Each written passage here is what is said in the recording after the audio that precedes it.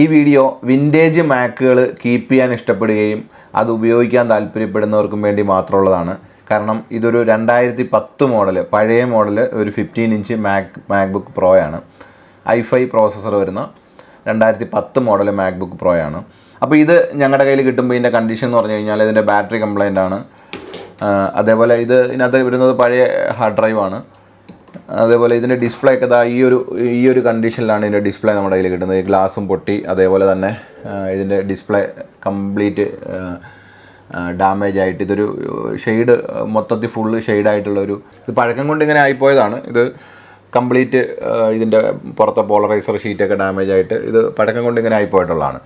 അപ്പോൾ ഈ ഒരു കണ്ടീഷനിലാണ് നമുക്ക് ഈ ലാപ്ടോപ്പ് ഇതിൻ്റെ കസ്റ്റമർ ഇതൊന്ന് റീസ്റ്റോർ ചെയ്ത് കൊടുക്കാമോ എന്ന് ചോദിക്കുന്നത്. അപ്പോൾ ഇത് 2010 മോഡലാണ്. 14 വർഷത്തോളം പഴക്കമുണ്ട്. പക്ഷേ ഇപ്പോഴും കമ്പ്യൂട്ടർ വർക്കിംഗ് ആണ്. അതാണ് പഴയ മാക്ബുക്കിൻ്റെ ഒരു ക്വാളിറ്റി എന്ന് പറയുന്നത്. ഇപ്പോഴും 2008, 2009, 2010 മാക്ബുക്കുകൾ ബാറ്ററി പോലും മാറാതെ പെർഫെക്റ്റായിട്ട് വർക്ക് ചെയ്യുന്ന ഡിവൈസുകളും ഉണ്ട് സൂക്ഷിച്ച് ഉപയോഗിക്കുന്നവർക്ക്. അപ്പോൾ ഇത് കാലപ്പഴക്കം കൊണ്ട് 14 വർഷം കഴിഞ്ഞതുകൊണ്ടാണ് ഈ ഡിസ്പ്ലേ ഒക്കെ, അതിൻ്റെ പോളറൈസർ ഷീറ്റൊക്കെ കംപ്ലൈൻ്റ് ആയിട്ട് ആ ഒരു ഫെയ്ഡൊക്കെ അതിൻ്റെ മുമ്പിലുണ്ടായത്. അപ്പോൾ ഇതേപോലെ പഴയ മാക്ക്, അത് ഈ മാക്ബുക്ക് ആയാലും, അതുപോലെ മാക്ബുക്ക് എയർ ആയാലും, മാക് മിനി ആയാലും, ഐമാക് ആയാലും, ഇതേപോലെ വിൻറ്റേജ് മാക്ബുക്കുകൾ കയ്യിലുള്ളവർക്ക് അത് റീസ്റ്റോർ ചെയ്യണമെന്ന് താല്പര്യമുണ്ട്. അപ്പോൾ എല്ലാവരും അഭിമുഖീകരിക്കുന്ന ഒരു പ്രശ്നമാണ്, പുതിയ സോഫ്റ്റ്വെയർ ഇതിൽ സപ്പോർട്ട് ചെയ്യത്തില്ല. അപ്പോൾ അങ്ങനെ ചെയ്യുന്ന സമയത്ത് ഇത് റീസ്റ്റോർ ചെയ്തിട്ടും വലിയ പ്രയോജനമൊന്നുമില്ല. എന്നാൽ ഞങ്ങളിത് കംപ്ലീറ്റ് ഈ ഡിവൈസ് റീസ്റ്റോർ ചെയ്ത് ഇതിനകത്ത് ബാറ്ററി മാറി, അതേപോലെ ഡിസ്പ്ലേ ചേഞ്ച് ചെയ്ത്, ഇതിൻ്റെ ഹാർഡ് ഡ്രൈവ് നമ്മൾ SSDയിലോട്ട് അപ്ഗ്രേഡ് ചെയ്ത്, ഇതിൻ്റെ റാമും അപ്ഗ്രേഡ് ചെയ്തതിന് ശേഷം macOS 14 സൊണോമയും ഇൻസ്റ്റാൾ ചെയ്തിട്ടുണ്ട്. അപ്പോൾ ഈ രീതിയിൽ നമുക്ക് വേണമെന്നുണ്ടെങ്കിൽ പഴയ മാക്ബുക്കുകൾ ഒരു 2010, 2008, 2009 ഒക്കെ ചെയ്യാൻ പറ്റും. 2010 മേലോട്ടുള്ള എല്ലാ മാക് ഡിവൈസുകളും ഇപ്പോഴും നമുക്ക് വേണമെന്നുണ്ടെങ്കിൽ അപ്ഗ്രേഡ് ചെയ്ത് ഇപ്പോഴത്തെ ആവശ്യങ്ങൾക്ക് ഉപയോഗിക്കത്തക്ക രീതിയിൽ പുതിയ സോഫ്റ്റ്വെയർ ഇൻസ്റ്റാൾ ചെയ്ത് നമുക്ക് എടുക്കാൻ പറ്റുന്നതാണ്. ഇപ്പോഴും ഞങ്ങളുടെ കയ്യിൽ ഇതിൻ്റെ എല്ലാ പാർട്സുകളും അവൈലബിൾ ആണ്. കാരണം ഞാൻ ഈ മാക്ബുക്ക് സർവീസ് തുടങ്ങിയിട്ട് ഏതാണ്ട് 13 വർഷത്തോളം ആകുന്നു. അതുകൊണ്ട് പഴയ ഒരു 10 വർഷത്തിന് മുമ്പ്, 13 വർഷം മുമ്പുള്ള തൊട്ടുള്ള മാക്ബുക്കുകളുടെ എല്ലാം പാർട്സ് അന്ന് തൊട്ടേ എൻ്റെ കയ്യിൽ സ്റ്റോക്ക് ഇരിപ്പുണ്ട്. അപ്പോൾ ഇതിൻ്റെയൊക്കെ പാർട്സ് എൻ്റെ കയ്യിൽ റെഡി സ്റ്റോക്ക് ഇരിപ്പുണ്ട് പഴയ മോഡലുകളുടെ. അപ്പോൾ പാർട്സിന് ബുദ്ധിമുട്ടൊന്നുമില്ല, എല്ലാ പാർട്സും നമ്മുടെ കയ്യിൽ അവൈലബിൾ ആണ്.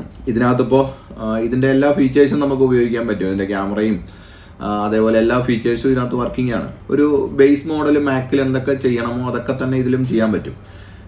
പഴയ വിൻറ്റേജ് ആയതുകൊണ്ട് തന്നെ നല്ല ലൈഫാണ്. ഇതിൻ്റെ ഒരു പ്രത്യേകത, ഈ മോഡൽ മാക്ബുക്കുകളുടെ പ്രത്യേകത എന്ന് പറഞ്ഞു കഴിഞ്ഞാൽ ഇതിന് വെറുതെ ഇരുന്ന് കംപ്ലൈൻ്റ് ആവുന്ന ഒരു രീതി ഇതിനില്ല. കാരണം പഴയ ആപ്പിൾ പ്രൊഡക്റ്റുകളുടെ എല്ലാം ഒരു പ്രത്യേകതയാണ്, സ്വാഭാവിക കംപ്ലൈൻറ്റുകൾ കുറവായിരുന്നു. ഇപ്പോഴെന്ന് പറഞ്ഞു കഴിഞ്ഞാൽ പേടിച്ചാണ് ആൾക്കാർ അപ്ഡേറ്റ് ചെയ്യുന്നത്.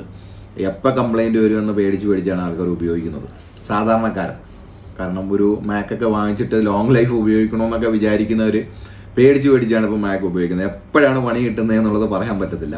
പക്ഷേ ഈ മോഡലുകളൊക്കെ കണ്ണുടച്ച് നമുക്ക് വിശ്വസിക്കാൻ പറ്റും ഒരു പരിധിവരെയൊക്കെ. ഇപ്പോൾ ഈ വീഡിയോ കാണുന്ന ആർക്കും, ഇന്ത്യയിലുള്ള ആർക്കും ഇവിടെ ഇത് എത്തിച്ചു തന്നു കഴിഞ്ഞാൽ, നേരിട്ട് കൊണ്ടുവരാൻ ബുദ്ധിമുട്ടുണ്ടെന്നുണ്ടെങ്കിൽ കൊറിയറിൽ അയച്ചു തന്നു കഴിഞ്ഞാൽ ഞങ്ങളിത് റെഡിയാക്കി തിരിച്ചയച്ചു കൊടുക്കും. തിരിച്ചവർക്ക് സേഫായിട്ട് തന്നെ കൊറിയർ അയച്ചു കൊടുക്കും. നമുക്ക് കൊറിയർ സർവീസ് അവൈലബിൾ ആണ്. ഞങ്ങളുടെ സർവീസ് സെൻറ്റർ എറണാകുളത്താണ്. അപ്പോൾ ഇതിനകത്ത് നമ്മൾ ഇൻസ്റ്റാൾ ചെയ്തിരിക്കുന്നത് ഉണ്ടോ, 2010 മാക്ബുക്ക് പ്രോ ആണിത്.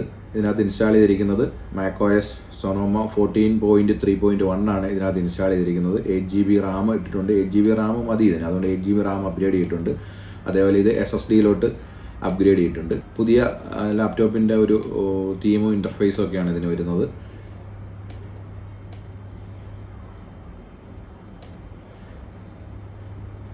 ഇത് കസ്റ്റമർ നല്ല നീറ്റായിട്ട് ഉപയോഗിച്ചാണ്. കാരണം ഇതിനകത്ത് ബെൻഡോ ഡെൻഡോ ഒന്നുമില്ല, വളരെ നീറ്റായിട്ടിരിക്കുന്ന ഒരു ലാപ്ടോപ്പാണ്. അതുകൊണ്ടാണ് പുള്ളിക്ക് ഇത് ശരിയാക്കണം എന്ന് തോന്നിയത് എന്ന് തോന്നുന്നു.